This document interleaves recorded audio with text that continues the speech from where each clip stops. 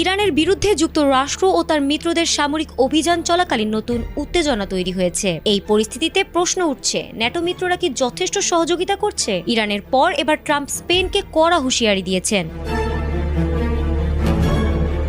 কারণ স্পেন যুক্তরাষ্ট্রকে তাদের সামরিক ঘাঁটি ব্যবহার করতে দিচ্ছে না এবং ন্যাটো মিত্রদের জিডিপির ৫% প্রতিরক্ষা খাতে ব্যয় করার আহ্বানও প্রত্যাখ্যান করেছে। ট্রাম্প বলেছেন, স্পেন আমাদের সামরিক ঘাঁটি ব্যবহার করতে দেবে না, আমাদের কোনো সমস্যা নেই, আমরা চাইলে সরাসরি অভিযান চালাতে পারি, কেউ আমাদের থামাতে পারবে না। তিনি স্পেনের সঙ্গে সব ধরনের বাণিজ্য বন্ধ করার হুমকিও দিয়েছেন। ট্রাম্প স্পেনের অবস্থানকে তীব্র সমালোচনা করে বলেছেন, এটি ন্যাটোর জন্য ক্ষতিকর এবং তার ব্যক্তিগত দৃষ্টিকোণ থেকে খুবই খারাপ। ন্যাটোতে প্রতিরক্ষা ব্যয় নিয়ে যুক্তরাষ্ট্র ও স্পেনের মধ্যে মতবিরোধ দীর্ঘদিন ধরে রয়েছে। ট্রাম্প সব ন্যাটো সদস্য দেশকে তাদের জিডিপির ৫% প্রতিরক্ষা খাতে ব্যয় করার